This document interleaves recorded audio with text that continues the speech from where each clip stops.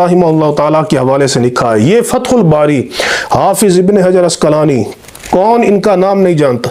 जिसको इल्म हदीस से थोड़ी सी भी मस है वो जानता है ये कितनी अजीम शख्सियत हाफिजुल हदीस हैं और तारीख के हाफिज हैं। इतने बड़े इमाम हैं जिन्होंने फतहुल बारी की सूरत में उम्मत को सही बुखारी जैसी अजीम किताब की शरह का तोहफा अता फरमाया है।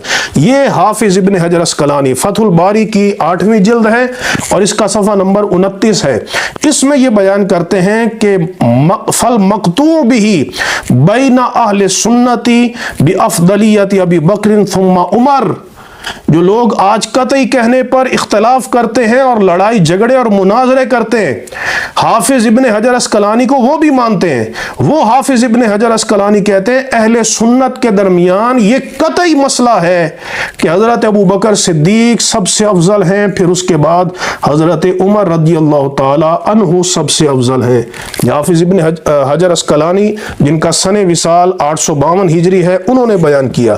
फिर ये मेरे हाथ में उम्दतुल कारी है, अहनाफ के सबसे बड़े शारे इमाम बदरुद्दीन ऐनी, उन्होंने इस बारे में क्या बयान किया। ये इमाम बदरुद्दीन ऐनी वो है जिन्होंने अहनाफ की सबसे ज्यादा वकालत की है अपने दौर में, जिन्होंने अल बिनाया लिखी, हिदाया की शरह, जिन्होंने मानिउल शरह मानिउल आसार की शरह लिखी है, जिन्होंने उम्दतुल कारी की सूरत में सही बुखारी की ज़ख़ीम 25 जिल्दों पर शरह लिखी है।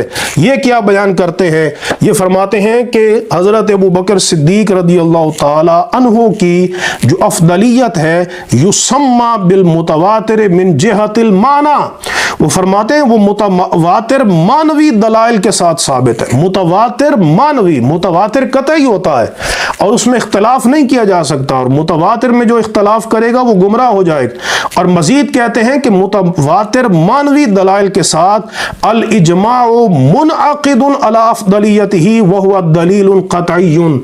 ये इमाम बदरुद्दीन ऐनी फरमा रहे हैं कि हज़रत अबू बकर सिद्दीक और उमर की अफ़दलियत पर इजमा मुनक़्क़िद हो चुका है और इजमा दलील क़तई है। ये अल्लामा बदरुद्दीन ऐनी